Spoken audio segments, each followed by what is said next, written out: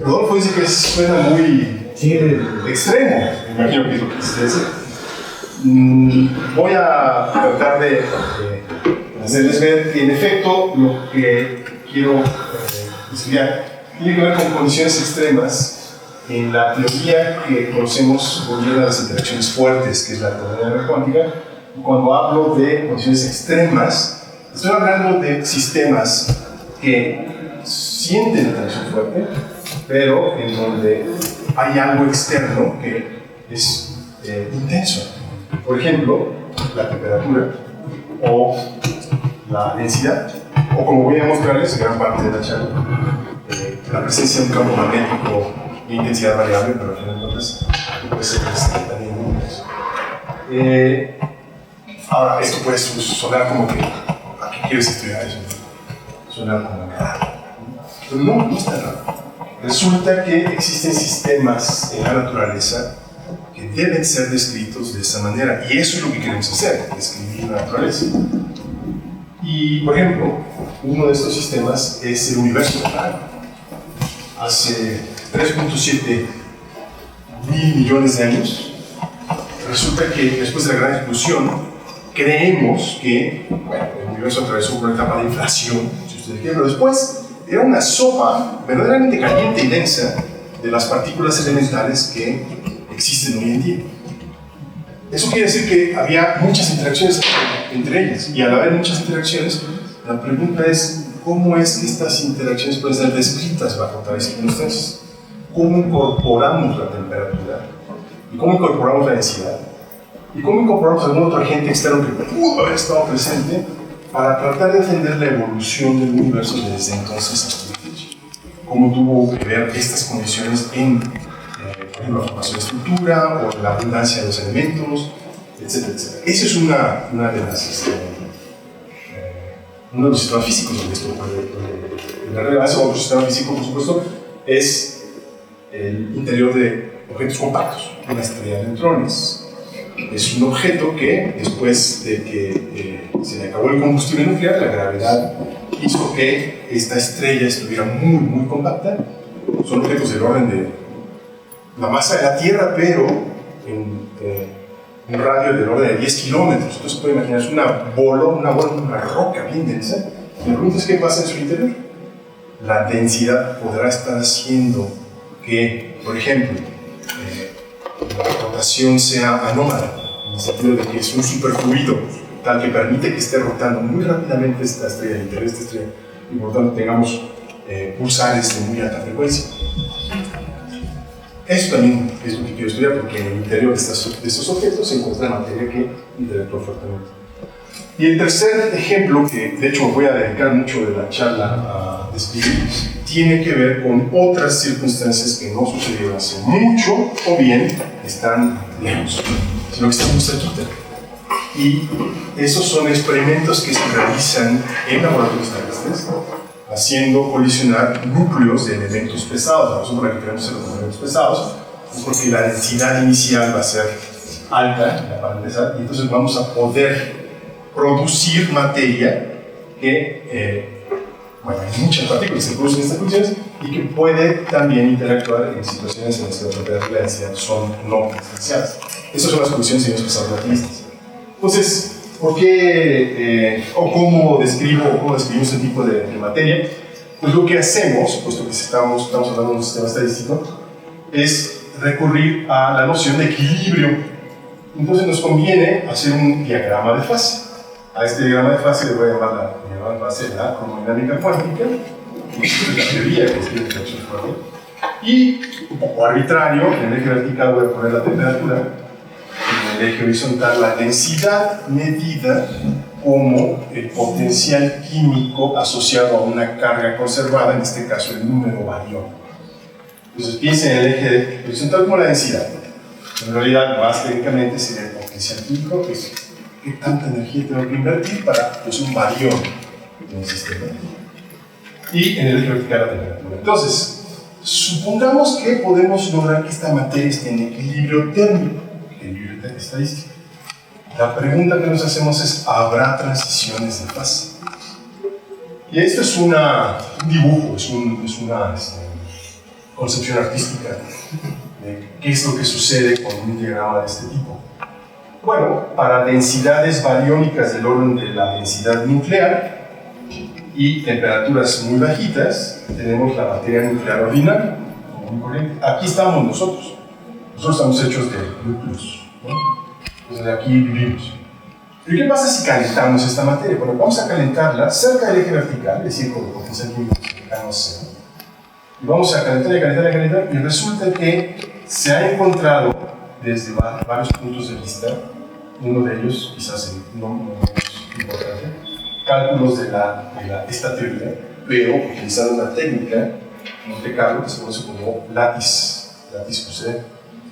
Se ha encontrado que a una cierta temperatura del orden de 150 megaelectronvolts, después si quieren hablamos qué significa esto en términos de grados Kelvin, grados centígrados, hay una transición de fase y la materia ordinaria está hecha básicamente de núcleos o de hadrones, son objetos que tienen quarks y gluones dentro de sí, pero confinados. Sufre la transición de fase y se desconfinan. Entonces, los grados de libertad fundamentales son los quarks y los gluones de la probabilidad de revuelta. Entonces, por acá tenemos quarks y gluones, por acá tenemos materia nuclear ordinaria. Y la pregunta es, ¿y qué pasa si implementamos la densidad, un poquito la densidad bariónica? ¿Vamos a seguir transitando de un lugar a otro? ¿O vamos a encontrar en estas curvas de transición de fase algo interesante y no se sabe? Lo que sabemos experimentalmente y con estas técnicas de Monte Carlo, de látiz QCD, está muy cerquita del eje vertical y tenemos muy poca información lejos del eje vertical. En particular, ¿será que tenemos un punto crítico? Nos preguntamos. ¿Qué significa un punto crítico? Esta línea de transición continua es una línea de transición de primer orden y donde termina y empieza otro tipo de transición, en este caso uno de segundo orden, llamado crossover, más técnico, donde no se distingue muy bien, siempre como que coexisten ambas fases. ¿Terminará o no terminará? Esa es la pregunta. ¿Habrá como estos puntos críticos? Como en el agua. Hay puntos críticos en el agua, es una de las sustancias que se pueden también estudiar de esta manera. Y la respuesta es no sabemos. Entonces, esta es una pregunta que tiene que abordarse desde el punto de vista teórico o desde el punto de vista experimental. Más acá, cuando la densidad es muy grandota, ¿qué le pasa a la materia? Sufre también una transición de fase, se desconfina, sigue confinada. ¿Cuáles son los grados de libertad? No sabemos. Entonces, si se dan cuenta, esto es terra incógnita, es fascinante en ese sentido y la investigación a nivel mundial está orientada en gran medida en física, los físicos que dedican a ese tipo de cosas, a entender este diagrama de fase. Bueno, en mi caso, lo que quiero hacer es, ¿y qué tal si lo complicamos así? Como si no fuera suficientemente complicado. Vamos a ponerle una sonda externa y en este caso le voy a poner campos magnéticos. ¿Por qué? A veces resulta que si uno sondea el sistema con una cosa adicional, la descripción puede ser un poquito más complicada, aprende. En otras palabras, si uno hace si le pide al sistema que responda a un cierto estímulo, entonces los modos en los que responde este sistema me ayudan a entender un poquito mejor de qué está hecha la cosa. Y eso es lo que yo quiero. Voy a poner un campo magnético a esta materia y este campo magnético, por otra parte, no tiene que ser externo. ¿En qué sentido? En el sentido de que si yo hago colisionar dos núcleos pesados, es como si tuviera dos corrientes, una viajando en direcciones opuestas una a la otra, y la región de interacción tengo la materia sujeta a este campo magnético. Aquí están estos núcleos vistos de frente. Uno viaja hacia ustedes, el otro viaja hacia el pizarrón. En la región de interacción, el campo magnético es el producido por las corrientes. Acuérdense, estos núcleos hechos de protones y neutrones. Los protones tienen carga y una carga en movimiento que genera una corriente eléctrica que al final de cuentas produce un campo magnético. Entonces la pregunta es cuál es el efecto de tal campo magnético en esta región. Y es interesante darse cuenta de que este campo magnético, esta es la intensidad del campo magnético, cómo funciona el tiempo, varía y es una función decreciente, rápidamente decreciente ese tiempo, pero aún así podría tener alguna influencia en la colisión. Piensen que esto es un núcleo que viaja a los cerebros, este es otro, chocan allí, uno se aleja del otro, pero en la región que dejan detrás de sí hay materia altamente excitada. Y esta materia es la que se encuentra sujeta a este tipo de campos magnéticos. La pregunta es, ¿qué hace? Queremos averiguar qué hace. Y hay cosas bien interesantes que le hacen. Una de las cosas que fue calculada por estos cálculos Monte Carlo en la red es que la temperatura crítica de transición como función de la intensidad del campo magnético para la transición de fase quiral o de desconfinamiento, del cual se estaba hablando al principio, decrece con la intensidad del campo magnético. Esto es muy sorprendente, porque usualmente cuando uno tiene un campo magnético, en lugar de que este tipo de objetos decrezcan más bien, como que se hacen más pronunciados, pero en este caso esta cosa decrece, y de hecho también decrece lo que se conoce como el condensado de quarks. A temperatura cero este condensado crece con la intensidad del campo magnético, pero a temperatura arriba de la transición de fase, este condensado se hace más y más débil. ¿Qué significa eso? Fíjense, piensen que es un condensado de quarks. El condensado de quarks tenemos un quark, tenemos un antiquark, y si la interacción es suficientemente fuerte, estas cosas se juntan y producen una especie de medio pegajoso. Por eso los nucleones, protones y neutrones, tienen masa. Porque si bien los quarks tienen una masa muy pequeñita, la interacción hace que la masa, energía en reposo, sea muy grande. Pero si el campo magnético por arriba de la transición de fase, la temperatura de transición de fase, hace que esto sea gravitación, tiene que estar diciendo algo de la naturaleza de la interacción fuerte. Y eso es lo que quiero averiguar. ¿Por qué decrece por arriba de la temperatura crítica? Hasta ahorita más o menos yo sé que es muy rápido, sé que son muchos conceptos, pero por otra parte lo que quiero es motivarles. ¿Tengo alguna inquietud, una duda y que ¿hay alguna duda ahorita? ¿Esas gráficas son experimentales? Sí. Estas gráficas son perforadas por Lattice QCD. Por Lattice QCD. Lattice QCD, así es. Yo tengo una pregunta. Sí. ¿Cuál es la diferencia entre un condensado de quarks y un plasma de quarks? También es muy buena pregunta. La idea de un plasma es que tienes cargas libres. Entonces tienes cargas positivas o negativas libres, partículas y antipartículas libres. Piensa en un plasma común y corriente. Tienes átomos y la situación es tal que, por ejemplo, con una alta densidad o una alta temperatura, los electrones se liberan de los núcleos. Entonces tienes electrones por acá, cargas libres, y núcleos con carga positiva, también danzando y viajando por todas partes. La idea de un plasma es la misma, un plasma de quarks y gluones. Tienes partículas y antipartículas, estás danzando libres por ahí. Entonces, cuando hablas de un plasma, hablas como que de un gas, más o menos. En otras palabras, puede haber interacciones, son residuales, pero más o menos como que parece como un gas de partículas y antipartículas libres, cargas libres. Cuando hablo de un condensado, no es eso. Cuando hablo de un condensado es el hecho de que el vacío mismo, tienes pares de quark y antiquark flotando por allí, entonces se juntan. Y al juntarse producen que el vacío mismo tenga unas propiedades distintas. Piensa en el Higgs, que quizás sea más cercano a ustedes. El Higgs es un condensado, y eso hace que cuando una partícula, como un electrón, pasa a través de ese condensado, adquiera inercia.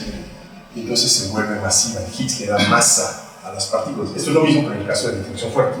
El condensado de quarks es como si el Higgs le da masa a las partículas en interacción fuerte. Entonces son cosas distintas. El condensado es esto que acabo de decir, plasma de los clones es este gas de partículas y antipartículas. Entonces podría decirse que el condensado de quarks es como el medio donde pasa una partícula y adquiere carga fuerte. Adquiere masa. ¿Masa? Masa. Así es. Entonces la pregunta es, mira, se destruye arriba de la temperatura de transición por el campo magnético. ¿Qué está haciendo el campo magnético? Me tiene que estar dando una pista de cómo interactúa la QCD para cosas como eso. Sí. Entonces, con el diagrama de dos anteriores, podremos más o menos... con el dato que nos habías dado antes de que a los 150 megaelectronvolts fue el punto en el que... O sea, más o menos se podría pensar en qué rango de campo electromagnético estábamos en ese punto del universo.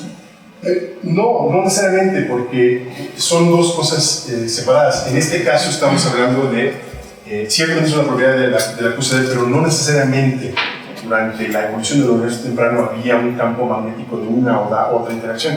Es una pregunta muy interesante. Hay campos magnéticos en el universo. ¿De dónde vienen? Podría haber sido que el universo temprano tuviera una semilla que después se amplificó, pero no se sabe. Pero tampoco se sabe cuál era la intensidad durante esta etapa de la evolución del universo. Entonces no se puede asociar una con la otra directamente. Simplemente se dice, si hubiese habido un campo magnético, la temperatura de transición habría sido tal cosa. Sí, solamente brevemente, vamos a tener todavía al final de las 3 pláticas 1 hora para preguntas, así en público o en corto. Ahorita ya solo le quedan 5 minutos a Alejandro de esta plática, entonces si hay preguntas cortas está bien, después tendremos 1 hora para hacer todas las preguntas largas que quieran. ¿Sí? Y les prometo que las tomo, no hay ningún problema. Ok, ¿qué es lo que hacemos para estudiar este tipo de sistemas? Me faltó decirlo al principio, pero yo soy teórico, físico teórico de las energías, y lo que se hace, dependiendo por supuesto del régimen que uno quiera escribir, es analizar una teoría de campos. Y si quiero una teoría de campos y quiero pensar, por ejemplo, en el régimen perturbativo, y después hablamos de eso si les gusta, tengo que analizar un diagrama de Feynman. Y en este caso el diagrama de Feynman que me interesa es lo que se conoce como la polarización del vacío de un gluón. Un gluón va feliz y contento en la vida, se parte en un par quark antiquark y sigues viajando libre y contento. Este par quark antiquark tiene carga eléctrica y por tanto es susceptible a interactuar con un campo magnético externo. Y el tensor, porque tengo un par de índices ahí asociados, el tensor tiene esta estructura general y uno puede analizar qué le pasa a cada uno de estos coeficientes como función del campo magnético. Uno los calcula. Aquí está el cálculo, es un cálculo largo, pero muy lindo, en el sentido de que uno aprende mucho de las técnicas de temperatura finita, de tener campos de temperatura finita y en presencia de agente externo, como un campo magnético. Y la pregunta es, y si ahora me pregunto, ¿podrá ser que lo que observo con los resultados del látiz QCD tenga que ver con las propiedades de la constante de acoplamiento, con la interacción, la constante de interacción? Entonces, para tratar de responder esa pregunta, uno hace un análisis tipo grupo de renormalización. Uno se pregunta cómo cambia la interacción con la escala. Y la escala es, por supuesto, la escala de energía. Y el campo magnético da una de esas escalas de energía. Entonces, uno hace ese tipo de análisis y entonces, por supuesto, todo esto está ligado al concepto de cómo cambia la constante cuando cambia la escala, es la función beta. Y utiliza esa ecuación de grupo de normalización para encontrar cómo varía la constante cuando variamos el campo magnético. Uno de los resultados más recientes que tenemos es que en efecto este campo hace que la constante crezca a temperatura finita. Podemos hacer el análisis simplemente, pero créanme por lo pronto, esto dice que cuando R crece, el denominador se hace más chico y por lo tanto la constante crece. Ese es un resultado opuesto a cuando el momento crece, por eso es lo contrario. El resultado usual es que cuando el momento crece, la constante decrece y eso es lo que nos lleva a la propiedad básica de la QCD, que es la libertad asintótica. El campo magnético se opone a ese comportamiento. Y la pregunta es qué pasa si ponemos temperatura, por pronto, no densidad, y el resultado que tenemos es que hay una competencia entre funciones que dependen de la escala de momento y la temperatura y el campo magnético. De tal manera que una y otra juegan un papel interesante cuando la temperatura es alta, y entonces podríamos observar este comportamiento o ligar el comportamiento del condensador al comportamiento de la constante de interacción. Entonces ya concluí, porque en realidad preparé la charla para poco tiempo, pero insisto, me voy a quedar, entonces las preguntas pueden venir un rato, apúntenlas. Solamente quiero hacer una conclusión. Tengo un sistema difícil, QCD, la teoría de interacción fuerte, hay en condiciones extremas, alta temperatura, quizás alta densidad, y la voy a hacer más complicada. Voy a poner un campo magnético. ¿Por qué? Porque puede ser que estudiarla con esta sonda adicional me dé una información adicional que entonces pueda tratar de entender, pueda tratar de usar para entender con mayor profundidad las propiedades de esta teoría. Por ejemplo, lo hago y estudio el caso de la constante de acoplamiento fuerte y veo que hay una competencia interesante entre efectos térmicos y magnéticos. Y que esta competencia interesante podría explicar este resultado famoso del látiz QCD respecto al decrecimiento del condensado arriba de la temperatura crítica con el campo magnético. Entonces lo dejo aquí, pero seguimos ahora. ¿Okay? Gracias, Alejandro. en lo que hacemos la transición, quizá hay una pregunta del Instituto de Ciencias Nucleares, un especialista en muchos aspectos de mecánica cuántica, en muchos aspectos de geometría y de gravedad. Entonces creo que aquí está todo junto. Todo junto. Gracias, Saúl, gracias por la invitación y felicidades por tomar el tiempo de hacer este tipo de eventos. La charla se titula Spin Stars Quantum Computing from Plato to Berry via Majorana en inglés. Básicamente tiene todo. Es una plática claramente de divulgación, entonces lo dudo que hay incluso una ecuación o dos, okay, entonces será algo muy sencillo y el trabajo es trabajo común con mis alumnos que están ahí, todos en el ICN. Bueno, la historia empieza hace como, no sé, 2000 y pico años con Platón, quien en su cosmología hace mención a los sólidos platónicos. Ahí viene este cuadro famoso de Rafael, okay, y se supone que Platón es este señor ahí. Y de hecho, en uno de sus diálogos, de los famosos diálogos que se llama Tímeo, uno de los más así particulares, digamos, diálogos, viene toda esta historia de la cosmología platónica, donde aparecen estos sólidos platónicos por primera vez en un contexto así matemático, digamos. De hecho, si hacen un zoom en el cuadro, ahí ven que Platón, que es él, está, bueno, esto lo que tiene aquí es un libro y si logran ver que dice ahí, dice Tímeo. Entonces este es exactamente, se supone, el diálogo. Obviamente en aquella época no había libros de esta forma, no sé por qué Rafael decidió poner esto, menos mal que no puso algún celular o algo así, pero bueno. Ok, entonces Platón lleva su diálogo Tímeo y el otro es Aristóteles y, bueno, les dejo averiguar ustedes qué es lo que lleva en su mano Aristóteles. Bueno, en este diálogo aparecen los 5 elementos fundamentales del universo. Y a cada elemento, bueno, los 5 elementos son la tierra, el fuego, el agua y el aire. Y hay un 5º elemento que es algo muy particular, es como la esencia del universo, es algo bastante así abstracto. Y curiosamente a cada elemento se le asocia uno de los 5 sólidos platónicos. Estos representan la única solución al problema de hacer un poliedro con caras que son todas iguales y son polígonos regulares.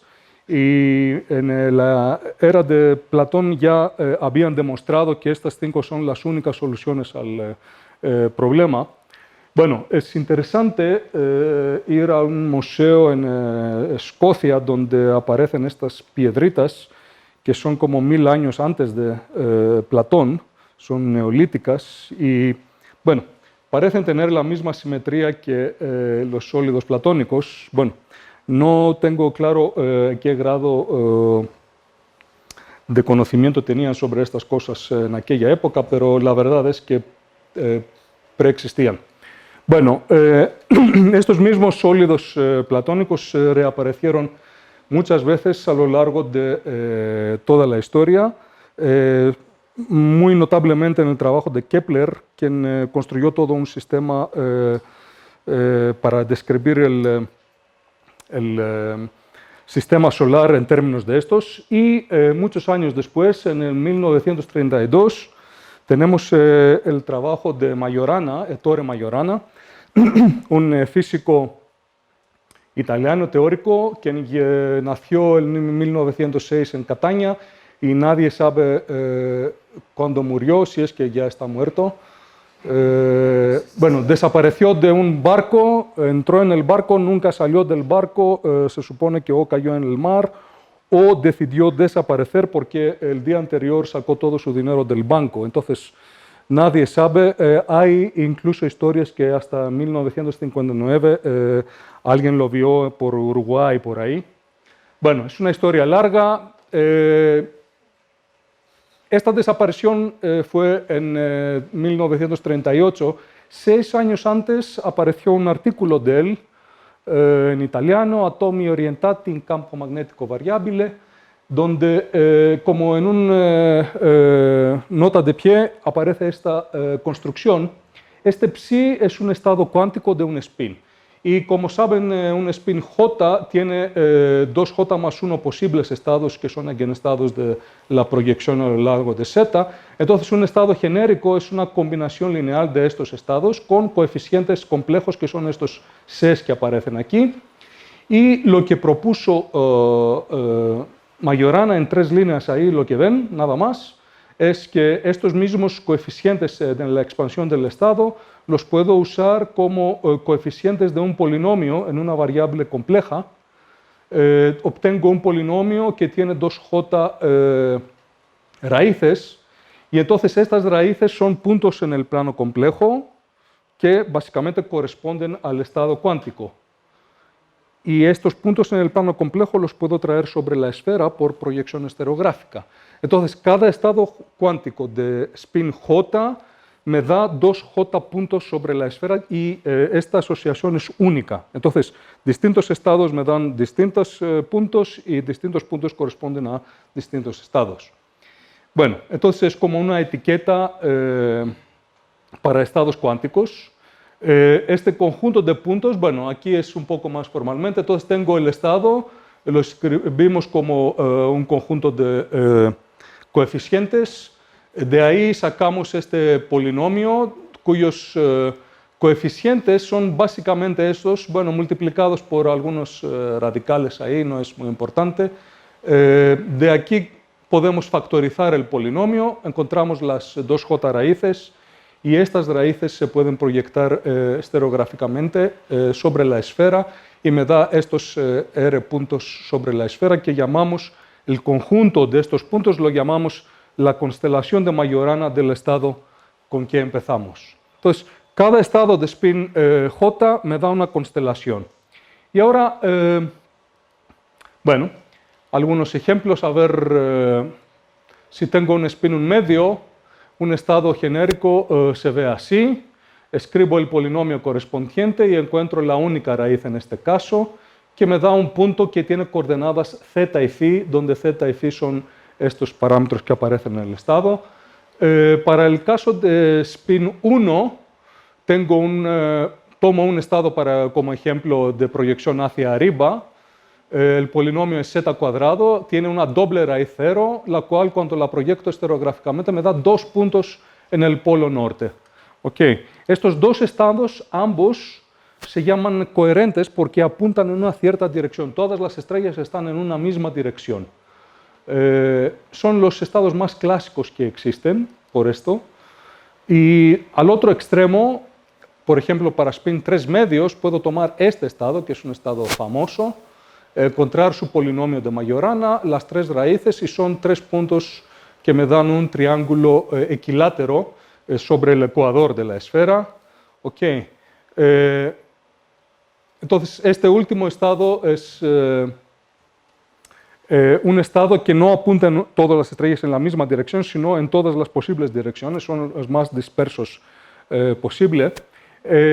Simba, que era alumno de Penrose en 2006, tomó este concepto un poco más adelante y llamó estos estados que están distribuidos de manera uniforme, por así decirlo, sobre la esfera, anticoherentes. Son los estados, digamos, opuestos a los estados más clásicos.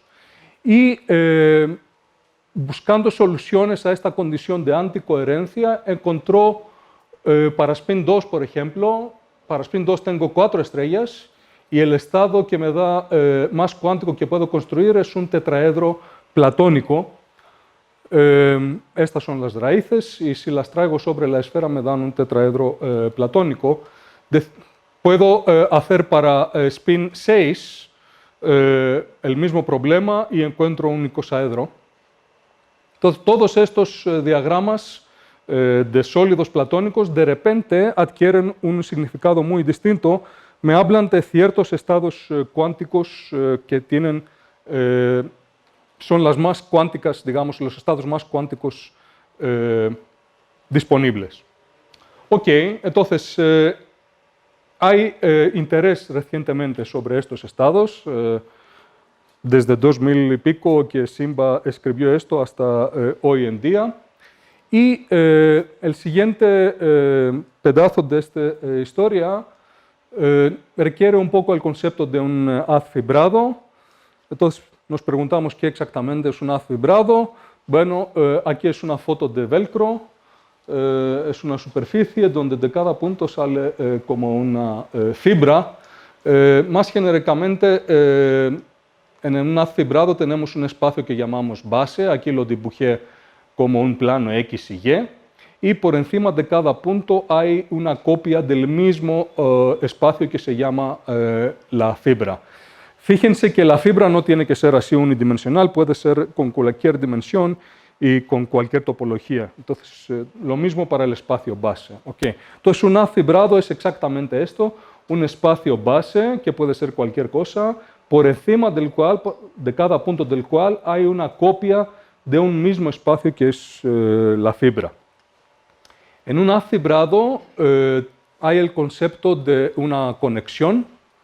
¿Y qué es una conexión? Bueno, es una regla que me dice, si alguien me da una curva sobre el espacio base, cómo moverme por encima de esta curva,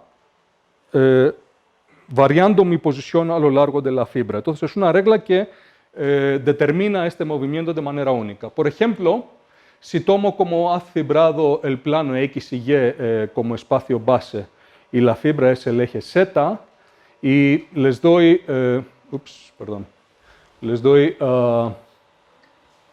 como regla, esta es mi conexión aquí. Entonces me dice que si hago un pequeño paso delta X y delta Y en el plano, el delta Z en la dirección vertical que tengo que hacer se da por esta expresión. Okay. Entonces imagínense que les da a alguien esta curva, que es un cuadrado cerrado en el espacio base, y quieren empezar de un punto en el eje Z y seguir esta regla. Lo que van a hacer es, si lo piensan, en el primer trayecto no suben hacia Z porque X es 0, entonces, y Y es 0 en el origen, entonces esta expresión se hace 0. Pero una vez que llegaron aquí, ahora tienen un X, no 0, entonces tienen que subir un poquitín, lo que les da esta expresión. En el otro intervalo también suben y regresan aquí, pero ven que no regresan al mismo punto donde empezaron, están más arriba en la fibra. Esta propiedad de que al seguir una curva cerrada en el espacio base, yo me estoy subiendo en la fibra, se codifica en decir que la conexión que me dieron, la regla para hacer este recorrido, tiene holonomía. Entonces la holonomía depende de la curva que están atravesando abajo y la regla, la conexión que siguieron. Pueden hacer un ejemplo más complicado. Aquí otra vez el espacio base es el plano X y Y. Pueden imaginar que es el suelo aquí. Imagínense este cubo que está dentro de una esfera grande. El cubo está en el centro de la esfera y yo estoy moviendo la esfera sobre el piso. Y mientras la estoy así moviendo, el cubo tiene que rotarse. Entonces, si hago con la esfera este recorrido, el cubo rota y cuando regreso al mismo punto, entonces hago un cuadrado sobre el piso con la esfera. Cuando regreso al mismo punto original, el cubo que está dentro de la esfera ha sido rotado. De hecho, puedo plotear la trayectoria de la orientación de este cubo dentro del espacio de rotaciones, que es esta bola de SO3. Entonces, esta evolución de la orientación del cubo se ve por este camino dentro de SO3 y el punto final es distinto al punto original, lo que me dice que el cubo ha sido rotado. Otra vez tenemos holonomía aquí para esta conexión.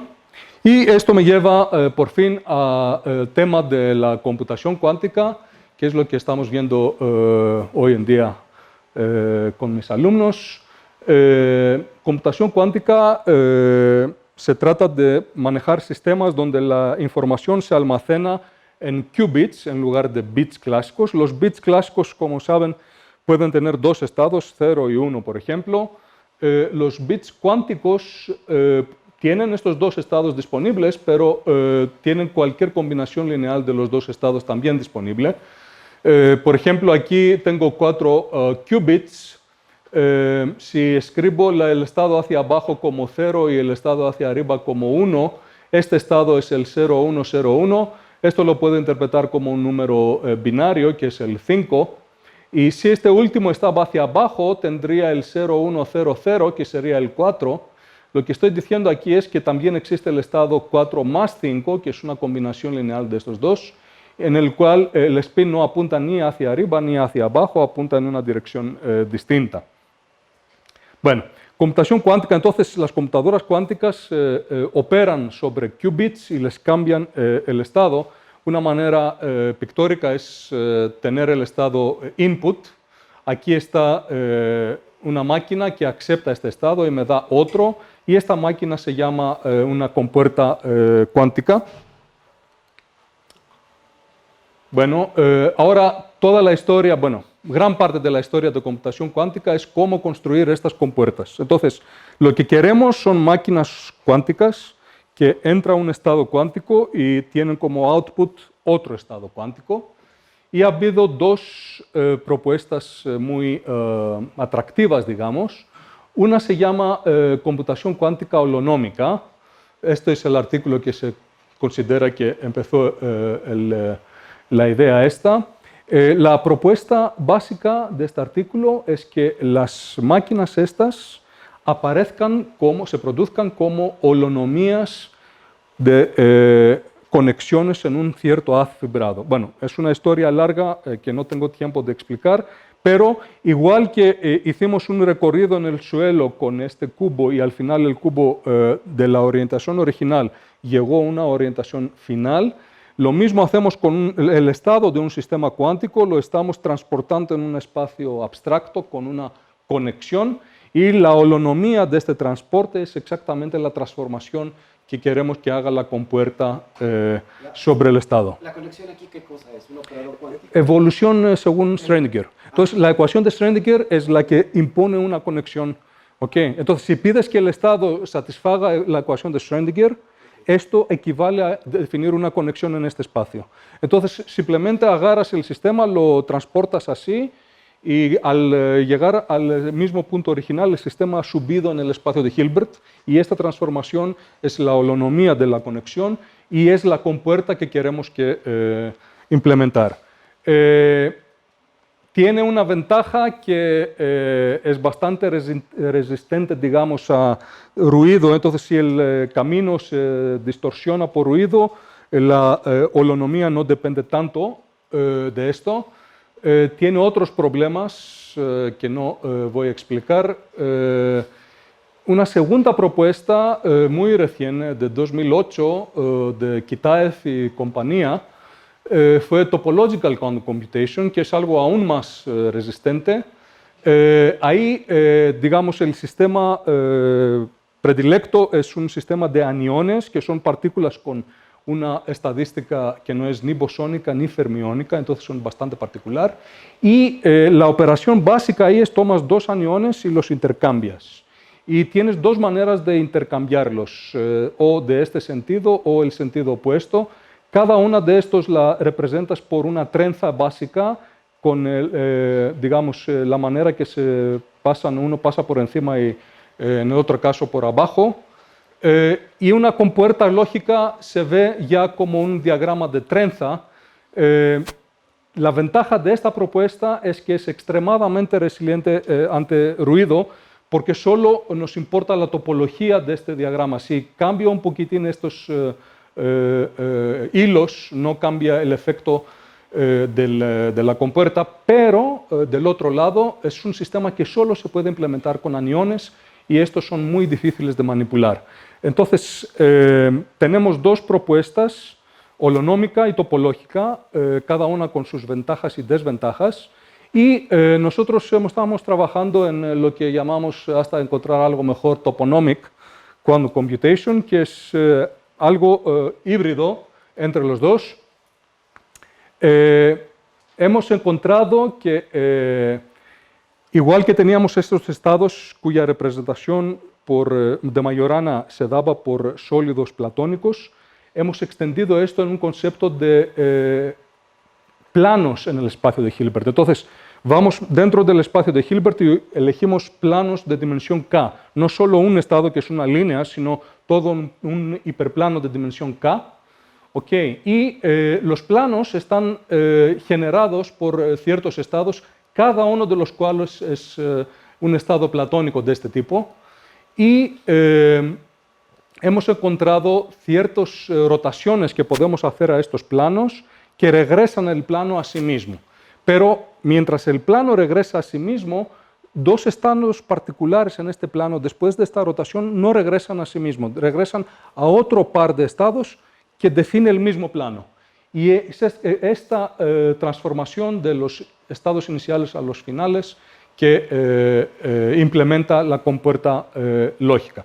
Entonces, es bastante interesante que tantos años después los sólidos platónicos reaparecen como un elemento importante en la implementación de cómputo cuántico. Okay. Y con esto voy a terminar aquí.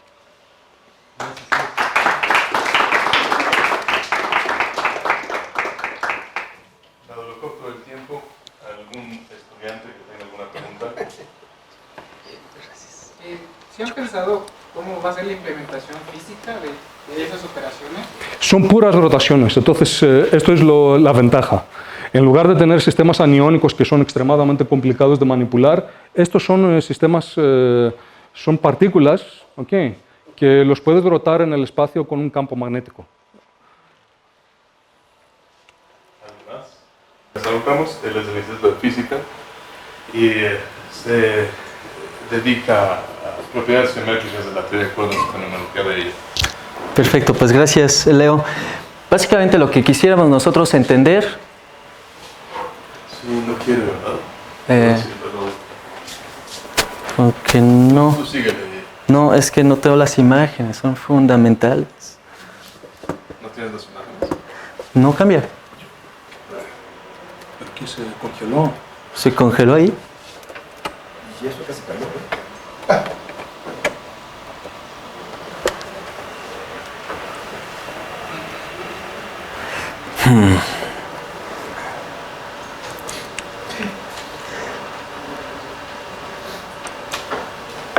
Me parecía que estaba, pero no. Sí podemos hacer. No, parece que es acá.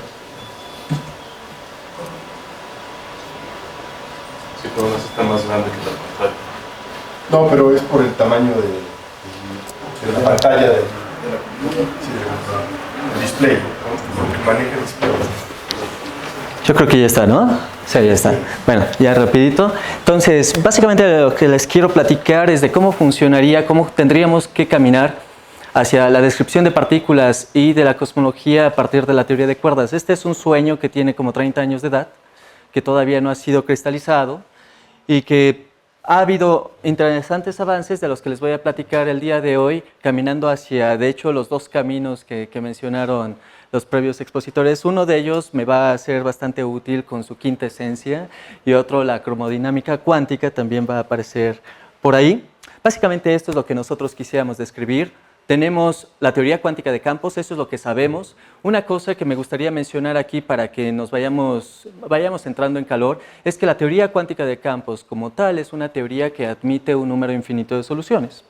¿Sí? Entonces ustedes pueden agregar un número infinito de partículas de distintos spins, así como los que estaba agregando Chris O'Malley, y eso es una teoría cuántica de campos perfectamente válida.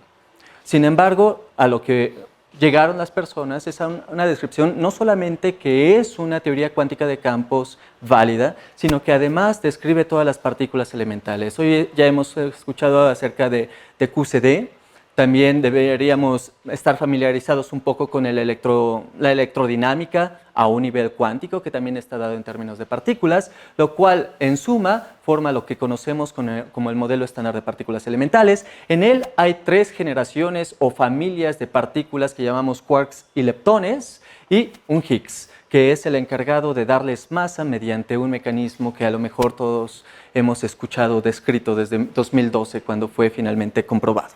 Además de eso, tenemos otra teoría igual de general que la teoría cuántica de campos, que llamamos relatividad general. Es una teoría que generalmente es descrita en términos de geometría, pero también puede ser descrita igualmente en términos de campos. Estos campos, sin embargo, serían campos clásicos. Entonces, eso es lo que tenemos. A partir de esta teoría general, geométrica o de campos clásicos, podemos escribir también un número infinito de ecuaciones, un número infinito de posibles soluciones correspondientes a un número infinito de geometrías y espacios-tiempos, si ustedes quieren, que describen, no sé, mi agujero negro favorito, mi planeta preferido, mi estrella más del corazón, etc. O el universo completo. Este universo completo está descrito en el modelo que llamamos modelo vainilla de la gran explosión o lambda CDM. Solamente tenemos 5 variables. Esas 5 variables determinan absolutamente toda la geometría y todos los avances, toda la evolución del cosmos desde el principio, cuando iniciamos hace 13.800 millones de años, hasta el día de hoy. Sí, consideramos que el 5% del contenido de esta geometría es el modelo estándar y todo lo demás, quién sabe qué es, ¿no? Algo oscuro. Quién sabe qué es, pero tenemos idea de que tiene que tener ciertas propiedades. Eso es lo que sabemos, a pesar de que dije quién sabe qué es, eso es lo que sabemos. Y hacia allá es donde tenemos que caminar. Pero por supuesto tenemos un montononal de preguntas. Una de las preguntas es, ok, les dije que el modelo estándar tiene 3 generaciones, ¿por qué? Y a pesar de que para algunas personas esta pregunta parece que es una pregunta ociosa, para las personas, digamos, con más años en la física, les resulta que esta es una pregunta muy importante. Si hay confinamiento en QCD, ¿por qué? Así es como llegaron finalmente a QCD, de hecho. ¿Sí? Si hay rayos cósmicos, ¿por qué? Y hoy estamos metiéndonos en reales problemas para tratar de describir por qué nos llegan ciertos rayos cósmicos con ciertas energías tremendas. ¿Por qué? Queremos describirlo y a veces eso nos dice algo acerca del cosmos. ¿Por qué hay 3 generaciones? Hay 27 parámetros, si consideramos también los neutrinos que existen en el modelo estándar, 27 parámetros libres que incluyen ángulos de mezcla, masas, etc., en el modelo estándar. Que sean libres quiere decir que dentro de la teoría, sin ningún tipo de dato experimental, hay 27 números que no puedo determinar teóricamente. Voy al experimento, mido las masas y listo, me voy deshaciendo de ellos. Hay unos que todavía no han sido medidos, pero los medirá alguien. Son 27. ¿De dónde salieron esos 27 parámetros? ¿Tienen una explicación? ¿Existen partículas o fuerzas o simetrías adicionales? ¿Existe la supersimetría? ¿Existen más partículas? ¿La materia oscura es una de estas partículas? ¿Estas fuerzas tendrán algo que ver con esta expansión acelerada del universo y por lo tanto energía oscura?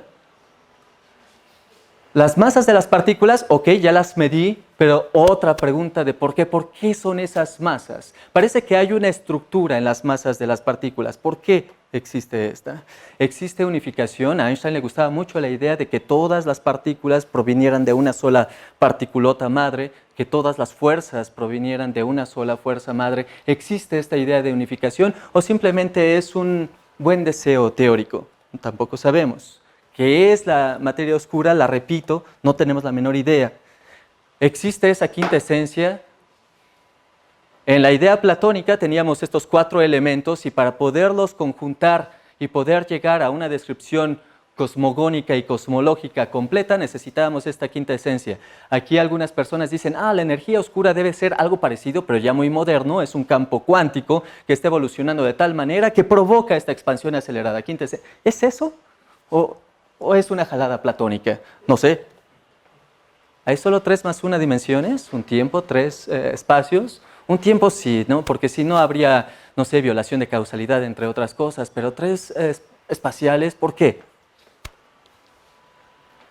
Sabemos que la constante cosmológica, esa que de alguna manera Einstein introdujo, quizá incorrectamente, pero que hoy usamos todos los días para explicar por qué el universo se está expandiendo tan rápido, es muy pequeña. La densidad de esta energía es del orden de 10 a la menos 3 electronvoltios, que si lo que quisiéramos traducir, qué sé yo, a kelvins, como decía hace rato Alejandro, sería algo así como 2.7 kelvins, ¿sí? La temperatura del CMB. Bueno, esa temperatura, ahora la elevamos a la cuarta, y esa es la energía del universo correspondiente a la energía oscura o a la constante cosmológica. ¿Por qué es tan pequeña? Es muy pequeña, 2.7 Kelvin, imaginémoslo, casi nada. El universo también, de acuerdo a los cosmólogos, es absolutamente plano. O bueno, con algunas pequeñas anisotropías y deformidades, pero que no son considerables porque tampoco sabemos en toda la historia inflacionaria, cosmológica, lambda CDM, Big Bang, no sabemos qué es lo que ocurrió en el tiempo de Planck, ni después. No sabemos lo que ocurrió desde que el universo tenía edad cero hasta que tenía 10 a la menos 10 segundos. No tenemos manera de describirlo. Todo lo que hay hasta este momento es completas conjeturas, pero aquí está la sorpresa. En todas estas conjeturas es donde está toda la física. Resulta que el modelo estándar empieza a funcionar a partir de aquí, como nosotros lo conocemos, y de ahí hasta nuestros días, bueno, ya hasta lo sabía Newton. En realidad no necesitábamos mucha física más. El secreto está en estos 10 a la menos 10 segundos, y es un montón. Lo que nos platicaba Alejandro está en 10 a la menos 10 hasta 3 minutos de vida, y ya se acabó. No hay realmente más preguntas, todo lo demás ya lo conocemos. Pero ¿qué pasó en esta época? ¿Qué es lo que ha sucedido en toda esta historia? ¿Qué hay en el corazón o incluso en la frontera de los agujeros negros? Si existe el universo descrito por el Big Bang y todo como lo hemos entendido hasta ahora, ¿cuál es su destino?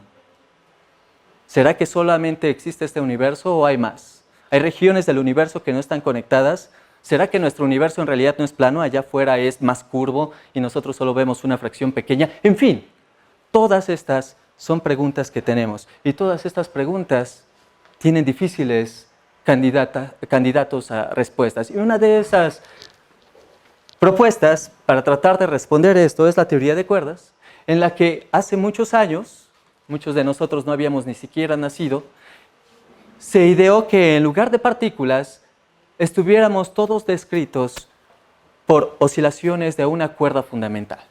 Una cuerda fundamental. Tenemos aquí una cuerda, este es este listón negro que está por aquí, y empieza a oscilar mucho, entonces corresponde a una partícula muy masiva. Oscila muy poco, es una partícula muy poco masiva.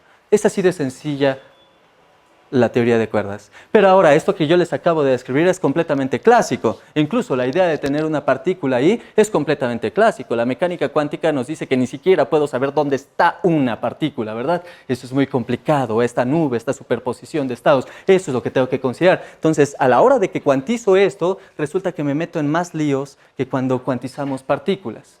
Y cuando las cuantizo finalmente encuentro que hay anomalías, que hay otras cosas con estados con norma negativa que llamamos fantasmas, que hay taquiones en general, a menos de que le exija algo a la teoría, que estos desaparezcan de alguna manera.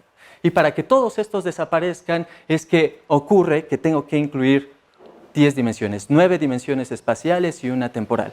Este es el lugar de donde sale este numerito, es de aquí. No quiero a estos bichos, entonces exijo que nuestro espacio-tiempo tenga 9 más 1 dimensiones. Y al mismo tiempo veo qué es lo que pasa por ahí, y encuentro que hay gravedad, que hay bosones de norma, que hay supersimetrías, más simetrías, y que hay muchas teorías ahí metidas también, todas ellas que podrían ser equivalentes.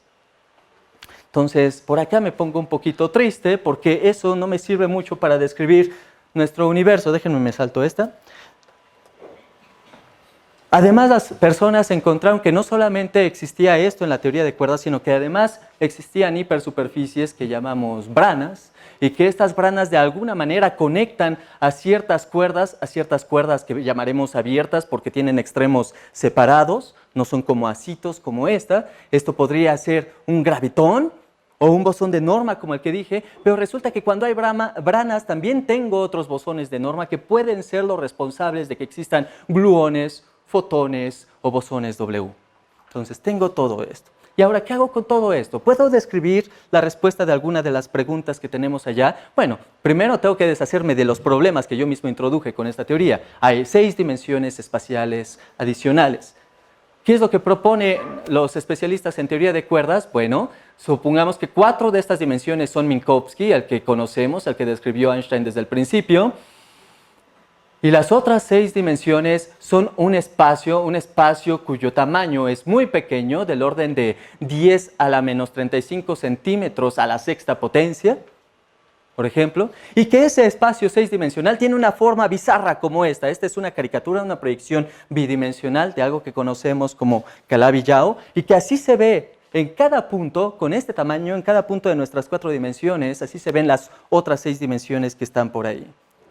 Pero podría ser que no es una variedad, sino que es un espacio, por ejemplo, como este, un espacio que tiene, se parece otra vez al que estaba mencionando Chris, que tiene algunos cantos y singularidades, cosas que podemos describir y que se llaman orbifolios. Cualquiera de estas cosas podría ser, o podría ser algo todavía más loco, unas cosas que ni son variedades ni son geométricas, objetos topológicos que algunas personas, por falta de palabras, llaman variedades generalizadas o medio planas o SU3 cruz SU3, que en realidad son objetos meramente topológicos, nada de geometría que ni siquiera puedo dibujar, por eso no hay monitos por ahí. Y así serían las 6 dimensiones que tenemos por allá, quién sabe cómo diablos. Y a partir de ese lugar, ¿qué es lo que podríamos hacer? Podríamos comenzar con los bosones de norma que existen en estas teorías, que son un montononal, que son del orden de 248, y a la hora de compactificarlos, por medio de la geometría de estos espacios, ver qué es lo que le pasa al grupo de norma. Y lo que le puede pasar es, por ejemplo, que un grupo original, por ejemplo, de una cuerda heterótica con este grupo de norma, se rompa a un subgrupo. Bueno, pues aquí tengo E6. E6 tampoco es el modelo estándar. Lo que tengo que hacer es luchar porque esto se reduzca al modelo estándar. ¿Y cómo lo hago? Pues compactificando. Y jugando con todas las posibles compactificaciones que existan.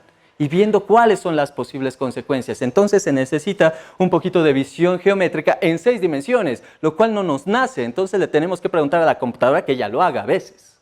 ¿Sí? Y entonces a partir de ahí lo que encontramos es que sí existen algunas geometrías en las que se obtiene el modelo estándar como grupo de norma, ¿sí? Y además un grupo de norma que voy a llamar grupo de norma oculto. O sea, más fuerzas.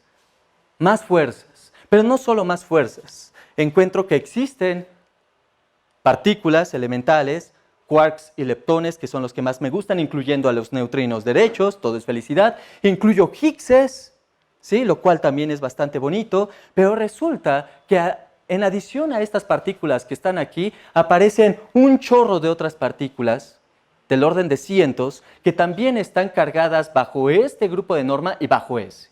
Entonces tenemos una especie de sector oculto que no hemos observado directamente en el experimento, que también interactúa con las partículas que nos componen y entonces decimos, ¿dónde diablos están? Entonces tenemos que argumentar en estos modelos por qué tienen una masota. Quizá es la geometría, quizá está asociado con lo que ocurre por allá en la escala de compactificación de la teoría de cuerdas, que es del orden de la escala de Planck. Tenemos que buscar cuáles son las predicciones de estos modelos sin depender tanto de cada una de las geometrías. Lo que sí sabemos es que hay un grupo de modelos que nos arrojan este tipo de resultados, pero todavía no sabemos en realidad identificar cuáles nos dan solamente las observaciones. Pero a partir de las otras observaciones, las indeseables, podemos obtener predicciones que no son tan positivas, de tal manera que nos permitan descartar todos los modelos. Entonces esa es una de las tareas. Desafortunadamente, para llegar a eso, necesitamos una enorme fuerza de cómputo. Nada más para concluir, déjenme decirles solamente unas pocas palabras acerca de la cosmología. Lo que les dije, todo lo que les he dicho hasta ahorita, es de partículas a partir de la teoría de cuerdas. Ahora, ¿cómo le hago para llegar a la cosmología, la geometría del espacio-tiempo? Pues básicamente lo que tenemos que recordar es que tenemos un montón de partículas y este montón de partículas muchas veces básicamente lo que están haciendo es de alguna manera describiendo la geometría y las deformaciones de esta geometría en 6 dimensiones, pero nosotros desde 4 dimensiones lo que vemos son campos libres campos asociados a estas deformaciones en el espacio 6-dimensional. A esas deformaciones en el espacio 6-dimensional que vemos como campos en 4 dimensiones les llamamos módulos. Y estos módulos tienen un potencial libre, y lo malo de que tengan un potencial libre es que no tienen masa porque tienen un potencial libre, o sea, su potencial es 0. Lo que tengo que hacer es pedirle prestado a los chicos de QCD o a cualesquiera chicos que hagan algo de interacciones fuertes sus conceptos. Entonces ellos nos han enseñado que existen efectos no perturbativos incluso en esta teoría que modifican a nivel no perturbativo, o sea, cuando ya no sé hacer series de Taylor, el potencial. Y eso nos conduce a determinar el potencial no perturbativo de esos módulos y obtenemos un término que es de masa, obtenemos masa para estos módulos, y eso todavía no suena bien, pero va a sonar bien, y obtenemos también constante cosmológica. Entonces ya nos empezamos a poner felices porque podemos calcular estos dos bichos. Ahora, ¿por qué quiero esta masa? Resulta que si la conjetura de que el universo se infló cuando tenía apenas 10 a la menos 32 segundos a un ritmo exorbitante, creció de nada a 10 a la 26 veces, necesitamos algo que sea como esto, pero que tenga una masa y que esa masa sea grandota, entre 10 a la 13 y 10 a la 15 GeVs. Y resulta que si puedo calcular esto y me da el número correcto, y esto, y me da el número correcto que les decía que era 10 a la menos 3 EVs a la cuarta, entonces estoy del otro lado, porque tengo tanto inflación como energía oscura. Ahora, alguno de estos podría ser materia oscura, y alguno de estos podría ser, no sé, culpables de los fantasmas y el chupacabras. No lo sabemos, ¿verdad? No lo sabemos, pero eso es lo que tenemos que averiguar. Y a eso es a lo que se dedican estos estudiantes. Bueno. Esta expresión aquí, A entre phi j más exponencial, ¿qué significa? Que es más o menos la parte derecha, me parece. ¿Qué es lo que significa esto? ¿Qué es una serie? O sea, cuando hago una serie de esto, una expansión, para phi pequeño, pero no es la expansión de esto, no es la parte derecha. Aparece más que esto. O sea, la pregunta es, ¿qué le pasó a alguno entre el phi j? Todavía aparecen más, están aquí. Aparecen muchas cosas por aquí, incluyendo cosas que van con cosas en el denominador, etc. ¿Sí? Todo lo que aparece por aquí, eso sería explicación, no sé, de ciertas interacciones que también necesito explorar. ¿Sí? Pero esto particularmente es lo que nos habla de algo que puedo observar directamente. Entonces, todo esto también son predicciones y estas son predicciones catastróficas en algunas ocasiones y en otras no tantas. Por ejemplo, me podrías preguntar, ¿dónde está alfa phi? Que también podría estar aquí. Eso se llama solitón y tengo problemas con eso. ¿Sí? Bueno, voy a dejarlo por aquí.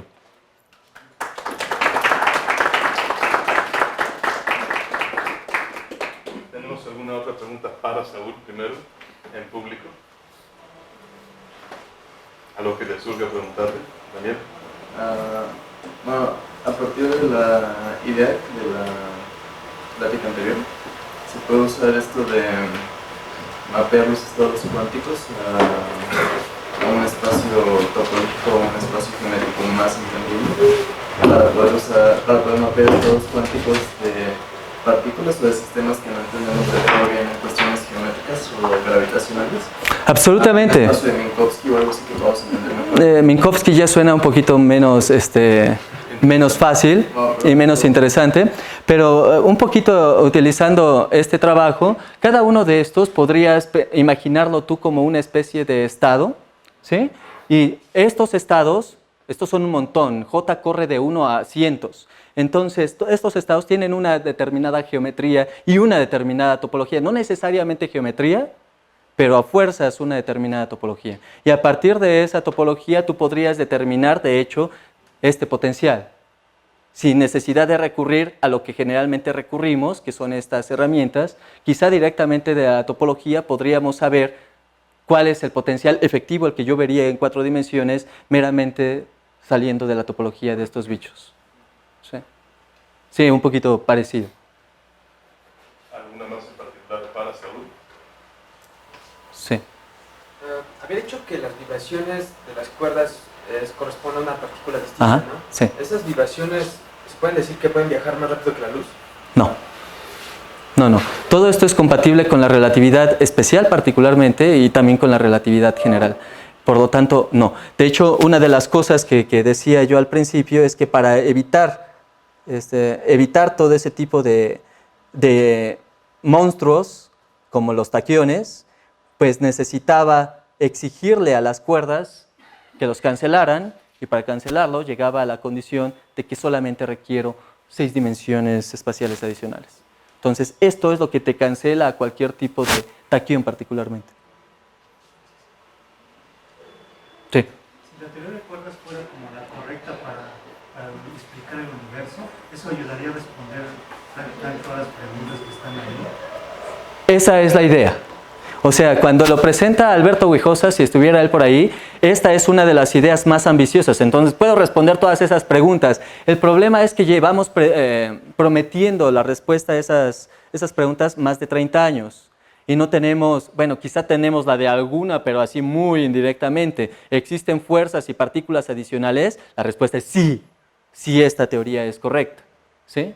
Pero ahora les tenemos que decir a los experimentales con características ABCD, compruébalo, y esas ABCD todavía no las tenemos. Entonces sí, la respuesta está metida ahí, pero si es que esto tiene algo que ver con la realidad. Pero la verdad es que todavía estamos lejísimos de dar una respuesta concreta para que el experimental vaya corriendo y diga, aquí está, listo, ¿tienes razón o no la tienes?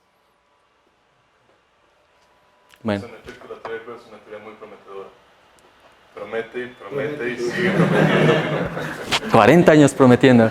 No, pero ahora, bueno, ahora tenemos preguntas. Ahora ya de los tres están aquí, vamos a jugar quemados, entonces pueden empezar a disparar en contra de cualquiera de los tres. Ya tuvieron otros 20 años para pensar sobre lo que dijeron antes, así que... Y después de eso, o sea, primero, la idea que ahorita preguntan abiertamente es para que escuchen otras personas lo que están preguntando, lo cual siempre es un proceso enriquecedor. Después de eso, todavía van a tener tiempo para acercarse un poco más en corto, con el café y las galletas que tenemos ahí atrás. Es una plática muy prometedora. Es atrás de la pared. Sí, exacto. No, atrás en pláticas anteriores.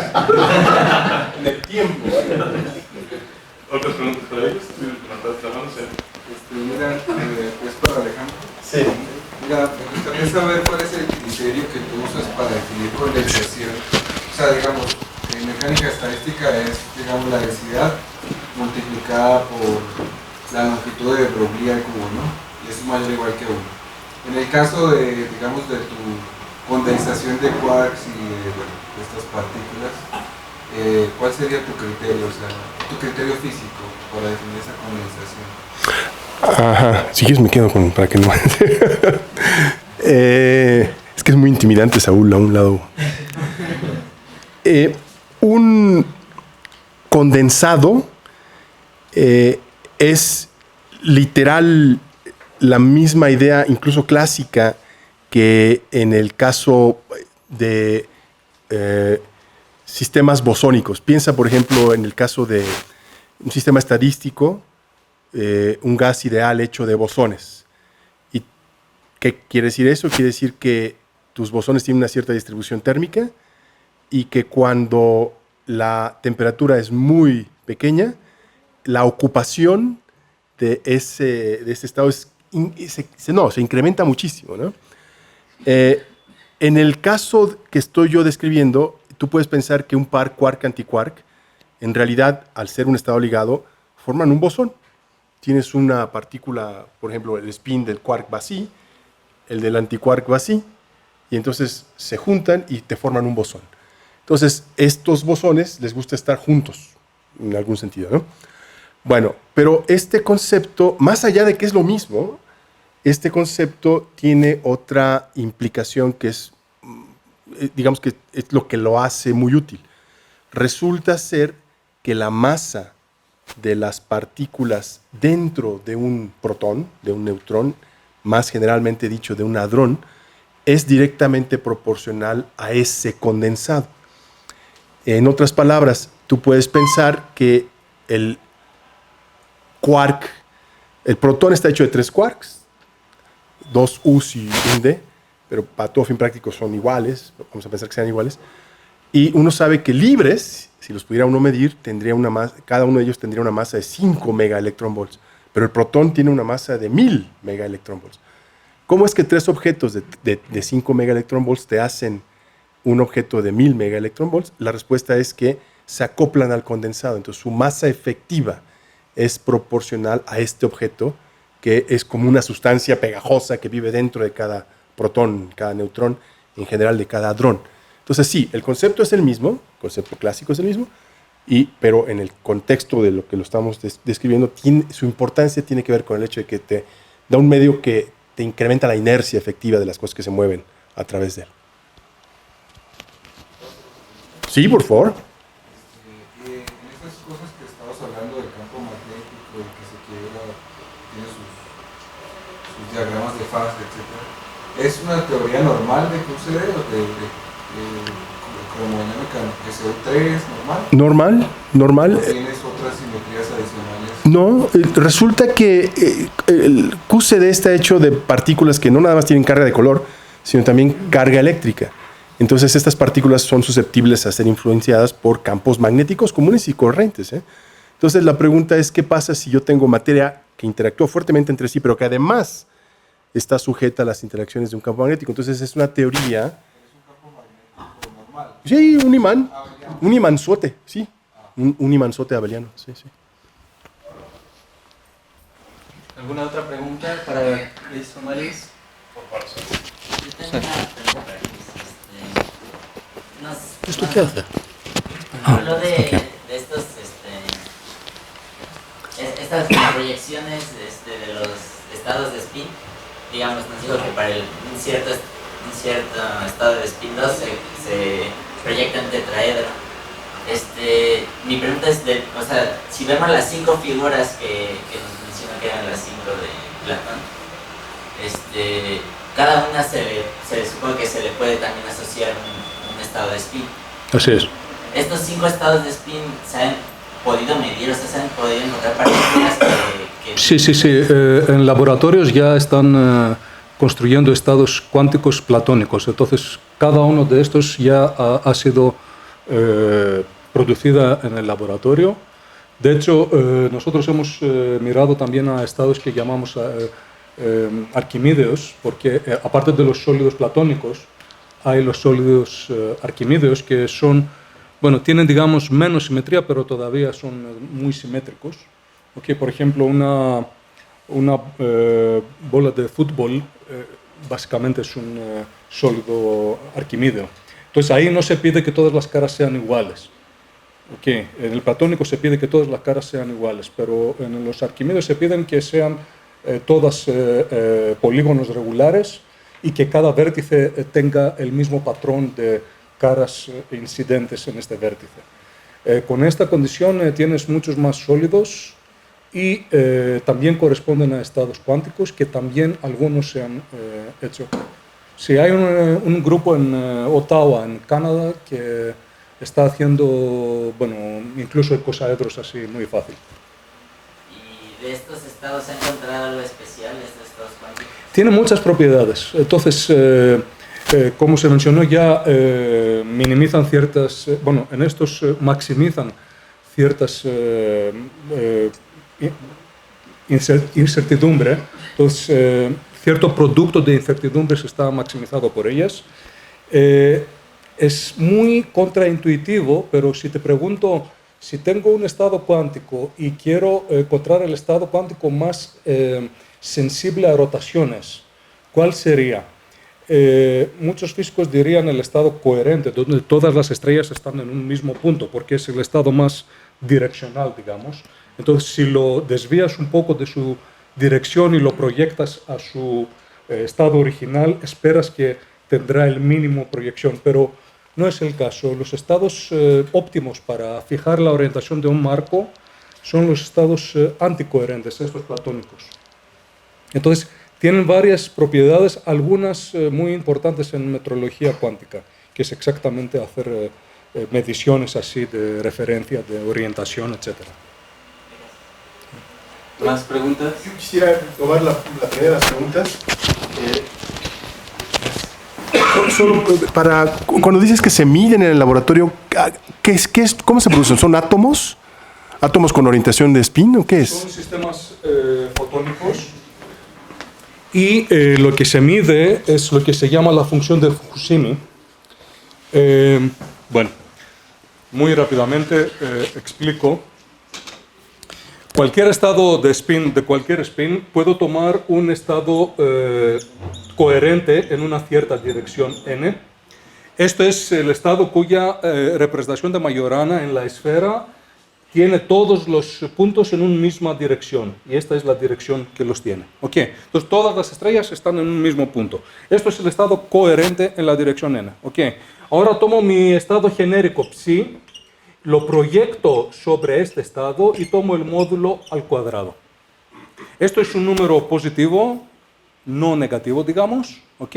Y es una función sobre la esfera, porque mientras yo voy cambiando la n, que es el estado el psi se proyecta. Entonces puedo plotear una cierta función sobre la esfera, y esta función, que es la función de Fukushima, esta cosa, si conozco esta función, que es real y no negativa, esto determina completamente el estado psi.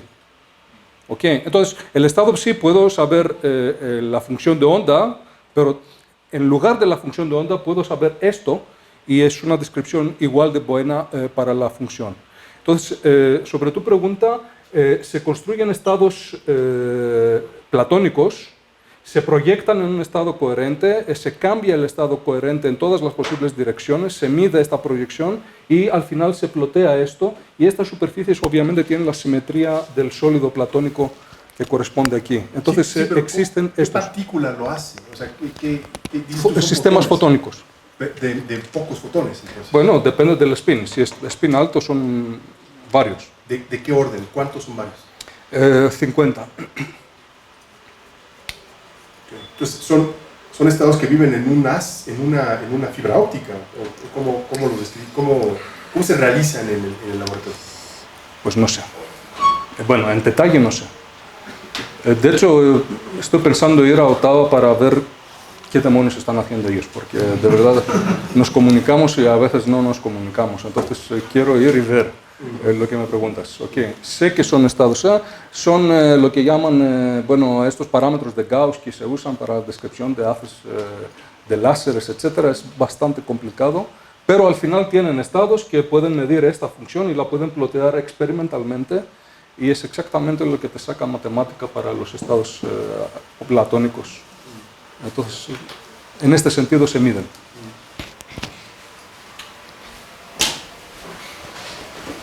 ¿Alguna otra pregunta pública? A ver, si quieres primero. Y ahorita para que sumarice, en el caso de la teoría esta híbrida que están haciendo, ¿cuál es la trenza esta que aparece? ¿Qué tiene que ver con la geometría del otro lado, lo topológico con la geometría? Bueno, es buena pregunta. Obviamente dejé mucho fuera, como todos lo hicimos, porque, bueno, 20 minutos no... Mira, en estas historias aparecen trenzas de manera natural de la siguiente manera. Imagínate que tomo un estado cuya constelación de Majorana es un tetraedro. Entonces tengo 4 puntos en la esfera. Ahora tomo este átomo o sistema fotónico, lo que sea, y empiezo a rotarlo en el espacio físico. Su constelación de Majorana rota exactamente de la misma manera. Esto es una de las ventajas de la constelación de Majorana. Entonces, si rotas un estado en el espacio físico, su constelación de Majorana sobre la esfera rota de la misma manera. Ahora, si te imaginas que cada punto tiene como un hilo, al rotarse, imagínate que mientras vas rotando, esta esfera se expande. ¿Okay? Entonces empiezo con una constelación aquí y mientras va rotando va expandiendo. Entonces cada partícula deja una trayectoria y esta trayectoria en general te describe una trenza. No es una trenza de las estándares que se hacen entre 2 planos. Es una trenza entre una esfera exterior y una esfera interior, y hay unas diferencias topológicas entre un tipo de trenzas y el otro. Pero de esta manera, de las rotaciones de estos estados y su representación de Majorana, aparecen trenzas que describen esta evolución de la orientación original a la orientación final. Daniel. Sí, Saúl. Ok. Nos comentaste que en la parte de la vida del universo, en la que son puras conjeturas, desde 0 hasta 10 en la -10. Todo eso se parece a lo que estudia Alejandro de condensados de quarks, ¿no? Más bien entre 10 a la menos 10 y 3 minutos. Lo que hay hasta 10 a la menos 10 es realmente bastante desconocido. Cuando llegas a los 10 a la menos 10 segundos, básicamente tienes un montón de radiación, y esta radiación puede estar en forma de quarks, en forma de gluones, que es esencialmente lo que más se vería originalmente, y fotones. O sea, básicamente tienes los campos magnéticos por ahí y también las partículas que más le interesan a él, los tienes en plena acción, pero bastante más calientes que lo que a él le interesa en este momento, que es del orden de entre 100 y 200 megas más o menos, ¿no? Entonces, esto sería unos 8 órdenes de magnitud por encima de esas temperaturas, pero eso es lo que verías. Y después de eso, ves que se empieza a enfriar y llega el momento en el que llegas a esas temperaturas y no pasa mucho, son fracciones de segundo todavía, o sea, antes de un minuto, antes de un segundo, ya llegaste a que eso finalmente formó esta etapa condensada, y después de eso ya empiezas a ver que se empiezan a formar nucleones, que ya es justamente en la etapa en la que él está, pero también está este plasma, y cuando está este plasma la luz no puede salir ni nada. O sea, no podemos todavía saber qué es lo que está pasando ahí, porque todos los fotones chocan contra este muro, este plasma, y rebotan y están haciendo de las suyas por ahí, hasta que finalmente todo este plasma se enfría todavía más, y ya se empiezan a formar atomitos y todo lo demás, pasa la radiación, y esa es la que vemos, esa es la que ven los astrofísicos. O sea, básicamente eso ya fue después de los 3 minutos, que ya finalmente podemos empezar a aspirar a observar algo. Pero de hecho, aún ahí, las personas que dicen, estoy viendo un fotón más viejo que 380,000 años de edad, lo dudan. Entonces, en realidad, todavía hay una distancia, pero básicamente de lo que estoy hablando, cuando me refiero a su trabajo, es entre 10 a la menos 10 y 3 minutos de vida del universo. Sí. Bueno, sí, sí.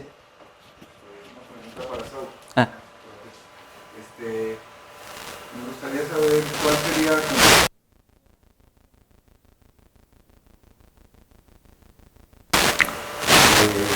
de punto de vista experimental, o sea, cuál sería según tú la que más ves cerca. Mira, el punto es que hay varias predicciones, pero son bastante indirectas y bastante inexactas, pero las que me podría desviar hacia muchos caminos. En este camino, en el camino que yo les estoy presentando aquí, tiene que ver con la masa de las partículas adicionales si es que existe la supersimetría. Entonces, en la teoría de cuerdas hay ciertas formas de romper supersimetría que ya están ahí, con ciertas escalas que a veces, en ciertos modelos, puedes calcular desde el principio hasta el fin. ¿Tú tienes una sola supersimetría en este caso, no? Hasta el final, sí. Sí, si tuvieras más sería un lío, no habría manera de predecir absolutamente nada ahí, porque no se parece a la realidad. Pero una vez que rompes esa simetría, ya tienes unas escalas que puedes calcular en ciertos modelos y por lo tanto puedes saber cuál es la masa o el orden de magnitud de las masas de ciertas partículas supersimétricas. Algunos de estos modelos ya han sido descartados y otros modelos siguen por ahí. Entonces, si quisieras tú decir una predicción de la teoría de cuerdas, pues sería como pedirle una predicción a la teoría cuántica de campos. No existe, ¿sí? Pero sí de los modelos particulares. Y hay modelos particulares que ya han sido descartados precisamente porque arrojan números que son incompatibles con las observaciones que tenemos hasta el día de hoy, por ejemplo, en el LHC, ¿sí? Y por ahí es donde vería la posibilidad en principio. La otra posibilidad ya tiene que ver con materia oscura, con ondas gravitacionales primigenias, que es mucho más difícil de predecir en otros modelos que en la teoría de cuerdas. ¿Y a qué escala de energía más o menos se encontraría la supersimetría que tú... En los modelos que han sido descartados por debajo de 1.5 teras y en los modelos que todavía están entre 2 y 30 teras, teraelectronvoltios, que todavía son explorables actualmente, afortunadamente. Bueno, 30 ya es demasiado, pero ya es que quieren construir este súper de 100 kilómetros y 100 teras, en ese forzosamente quedarían completamente descartados o confirmados algunos de estos modelos. Bueno, Entonces tenemos 25 minutos todavía para interactuar. Tenemos aquí que nos hizo el favor de acompañarnos a Rodolfo Martínez, que también es especialista en gravitación y altas energías de la Facultad de Ciencias, y Leonardo Patiño. Los 5 estamos aquí justamente para ustedes, para que nos hagan saber sus dudas, inquietudes, nos pregunten lo que quieran, saber de lo que quieran, de gravitación y altas energías y información cuántica. ¿Sí?